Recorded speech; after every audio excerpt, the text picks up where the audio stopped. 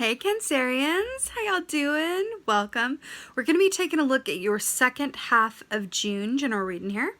So in your meditation, let's go right to the Star Trek Enterprise. It's okay, I'll take you there. So Star Trek Enterprise, just briefly, if you haven't seen it, there is a thing called the holodeck. They're traveling in space. They have all of this, high tech. And the holodeck allows you, it's basically like a virtual reality video game where you can program whatever you want to experience, and the holodeck lets you experience it. You can go ride horses. You can be, a maiden in a castle. You can be a high priestess on a cliffside and, Cyprus. You can be whatever you want. You just program it into the holodeck and there you are. So on the show, a character named Data, an very lovable android, decides to go and play Sherlock Holmes. So it programs the, Sherlock Holmes setting and goes inside and is able to basically be Sherlock Holmes. And goes about the mysteries, and the computer sets up a mystery for him to solve and all of these things. So I saw the Cancerian Collective as Data playing Sherlock Holmes. And I saw the words, "What are you playing at?" And then I saw the screen kind of get ripped in half, and I saw the real Sherlock Holmes staring at this, character playing him and kind of watching, and there was this silent invitation of, do you want to play at it, or do you want to come over here and actually live it? Do you want to play at it or live it? Which is really interesting. Then I saw the Cancerian Collective. It turned out that this was a book you were reading. You were reading this book of the holodeck and the Data playing Sherlock and seeing the real Sherlock. So it kind of panned out. We discovered that the story was really from the perspective of the reader, you, the Cancerian Collective. Then I saw you rip the story out of the book, crumble it into a tiny ball, throw it, and it landed. I mean, this was so fantastical. I'm here for it. It landed at the feet of Neo from the Matrix. And suddenly we were on that ship, outside of the Matrix, where I was able to just see things, really, really clearly. So story versus reality, play versus live. It's really, really fascinating. So I'm really interested and curious to see what your cards have to say to that. Let's go ahead and take a look. Hey Cancerians, let's go ahead and see what your animal energy is for the second half of June. What is the animal energy for? Oh, it's so perfect. I love it when it's so perfect. You got the dragon. Really, really beautiful. By the way, you guys are the second to last in this round of readings, and nobody has gotten the dragon. And it's one of the most powerful animal energies there are. I'm here for it. So dragon energy is about seeing yourself and others so clearly. So it's about reality versus fantasy, or deception versus clarity, which is really interesting given the meditation, right? Now, the dragon also equates to, interestingly enough, it equates to the justice key in the tarot, which is about balance, but also legal matters. Legal matters being made fair, justice being blind, everything being, equal. Which is really funny because Sherlock Holmes was a detective and, would consult for law enforcement. So that's really, really funny that this is coming up in this way.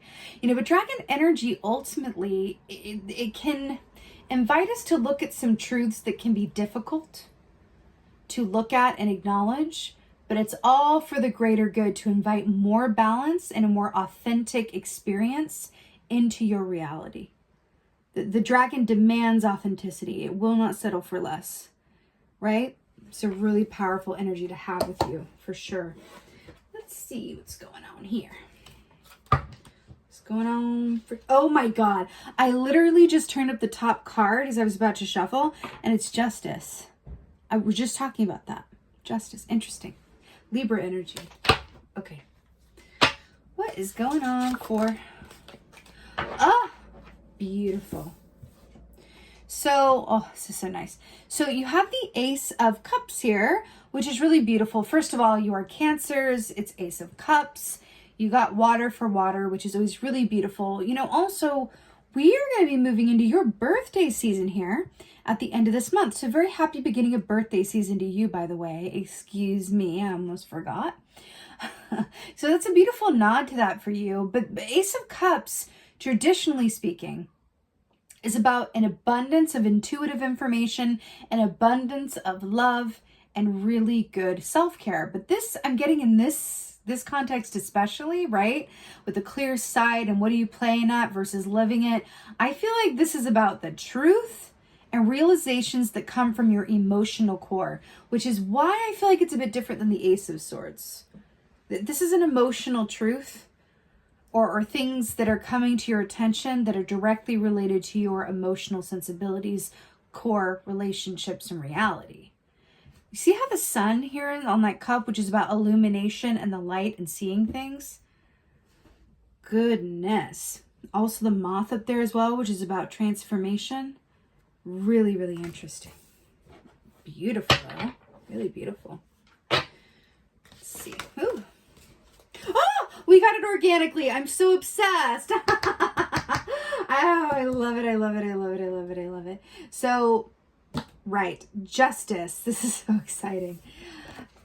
We already talked about this. The fact that it's coming up in your reading, it's so beautiful because, again, it talks about balance, equilibrium, but also legal matters going your way or things being fair and just, right?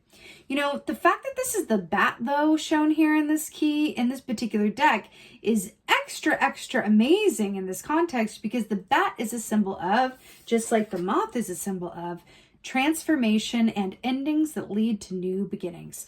So it's interesting with the meditation, with what are you playing at? Do you want to live it or what? There's this aspect of parts of your reality, whether it's your dreams, your work, your relationships, whatever this is, that feels like you are being invited to more fully embody and commit to it in some way, shape, or form, to believe in yourself, to believe in your own potential, to believe in your circumstances, believe in your partner, whatever this is. You're being called to really further step into that knowing and really fully commit to it in some way, shape, or form. But I feel like commitment, like the justice is going like, let's commit fully to this. You know what I'm seeing? There's a show called Shark Tank in the US, and it's funny because here in the UK where I am, it's called the Dragon's Den. So it's really funny that it's coming up in this way. And if you don't know it, it's where, you know, entrepreneurs will come in with their inventions or their small businesses and then basically showcase it for a bunch of, you know, well-to-do investors. And then the investors, if they like it, they bid on, you know, the company or the person, and then they invest in their company and take a share of the ownership, and they go and, you know, fly on from there. But the advice, or what the first thing that they say to the people, like when they sign them, especially I'm seeing Marcus Lemonis. Oh my God, I haven't like thought about that name in so long. I used to watch a show of his, I can't remember what it was called, but it was a really good show he had where he went and helped small businesses. Leave it in the comments below if you know the show I'm talking about, because that's going to drive me nuts.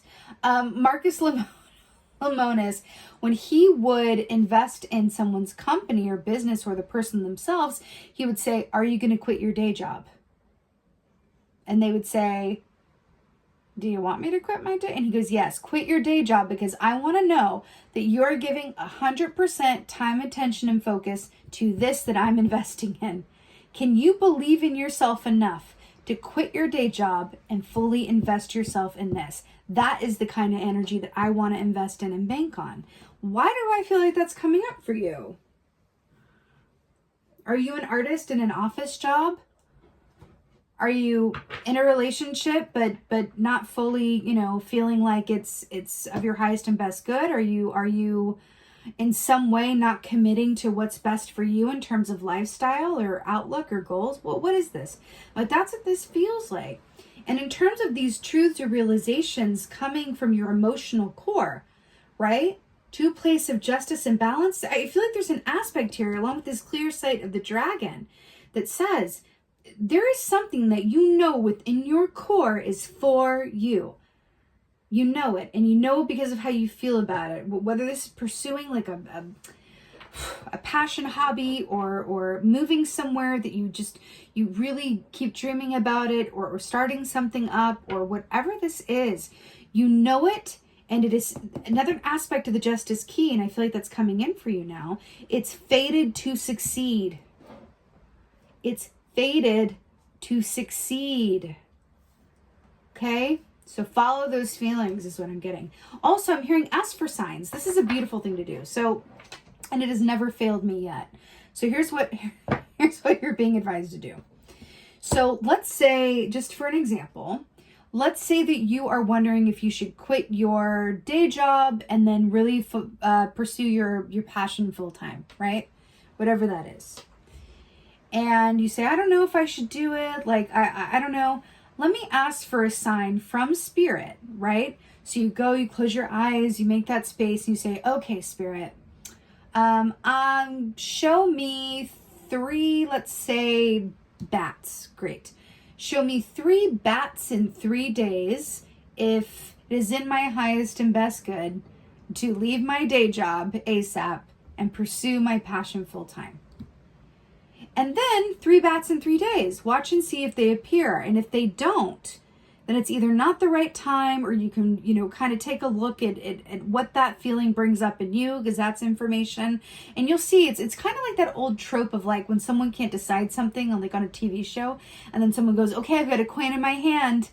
I'm going to flip it. Heads, it's this. Tails, it's this. And they go, okay. And then they flip it in the air and they catch it. But before they show it to the person, they go, quick, which one do you want it to be? You were hoping for one more than the other. And they go, that's right, I was hoping for tails. And they go, okay, that's what you really want to do then. You know what I mean? It's something like that. But yes, asking for signs. Now, quickly, what I do in terms of like choosing the sign, you can do this any way that works for you. For me, I like to close my eyes, meditate, and allow the sign to appear to me in my mind's eye. So it's usually a sign from nature, right? So I'll let something come through and I'll see the image of a dragon. I'll say, okay, 3 dragons in 3 days if it's a yes, right? For you, you can do that, or you can pick a sign that's important to you or that represents, this question for you, right? It's really, really personal, but it's highly effective. So that's coming up for you. And then watch the universe conspire to give you that validation, right? Also, you may need a few rounds of it. Listen, don't hate if you do. It's perfectly natural. Like I've done this a lot, right? In my early intuitive days as well, when I was really starting to trust the universe, I go, okay, give me 3 of these in 3 days. I would get them. And it's okay. Now give me 3 of these in 3 days. Now give me 5 of these in 2 days. Now give me, and I just kept doing that. And it became an exercise with me working with the universe to kind of inform me and for me to see how things unfolded. So that's coming through for you, but there's a faith in the universe and a faith and a encouragement around what you feel guided towards that feels fated to succeed. Okay? Ooh. Oh, it's so perfect. We have the Magician. It literally couldn't be better. So the Magician, this is brilliant. So this speaks about you, literally what we were just talking about, co-creating with the universe to create the life that you truly desire. Co-creating. The Magician is all about having the willpower and the desire and the drive to use all of the tools here at your disposal to create the life that you want. It's brilliant, but what I'm really obsessed with is that this is depicted by the raccoon. Why that's so great is the raccoon is known for its resourcefulness, right? The raccoon always has what it needs because it's very aware of its resources. One man's trash is another man's treasure. One woman's trash is another woman's treasure. That's raccoon all day long. They always have what they need. They make the most out of whatever's in front of them, which is another way of saying that, like, we can't really choose like what happens in life or whatever curveballs were thrown. We can choose how to respond to them. And I said this in another reading as well. I can't remember which one, but life really is, and I find this more and more as I, age. The trope is true. The old trope, the cliche is true, that life is so much less about the things that happen and so much more about how we respond to those things that happen. It's so, so true. And this is you stepping into a position of power and fully claiming that you have everything that you need within and around you. The universe will conspire to help you achieve this. It's like The Alchemist, right? By Paulo Coelho. I think that's how you pronounce the name. It's absolutely The Alchemist. You have watch the universe conspire to prove you right. Right? Manifestation, which the magician represents the beginning stages of that. Inspiration, intention, action, detachment. That's what this is.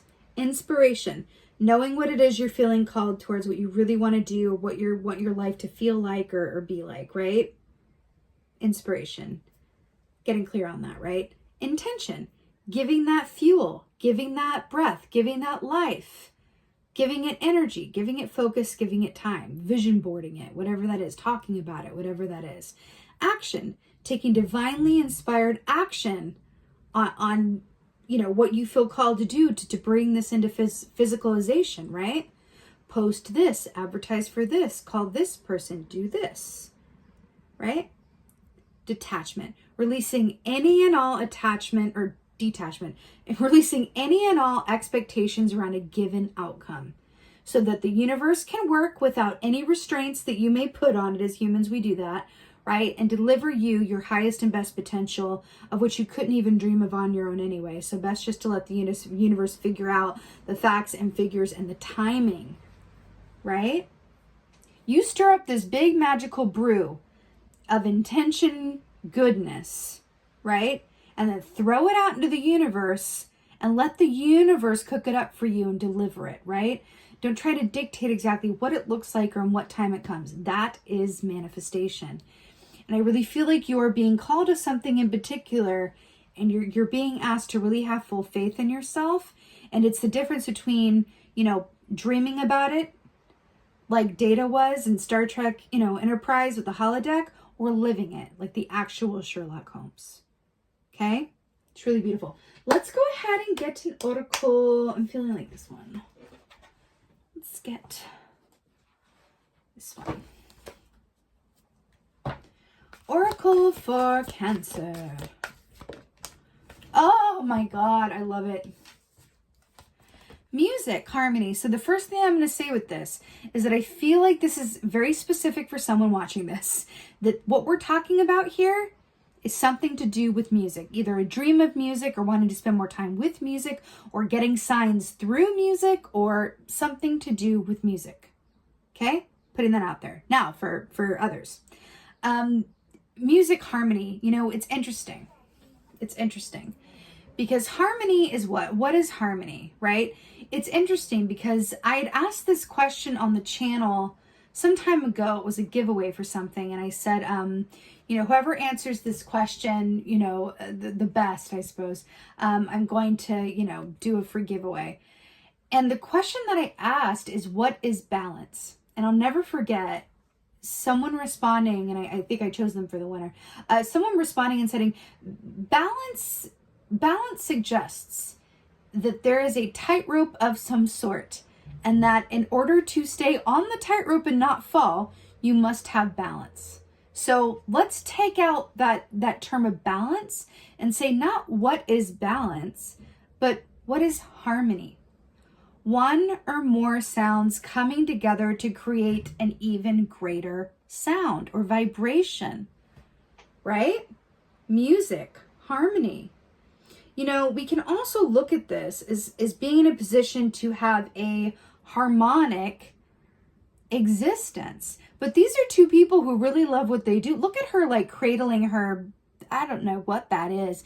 To me, it looks like a T-shaped guitar, and violin here, or fiddle here, right? With starlings flying here.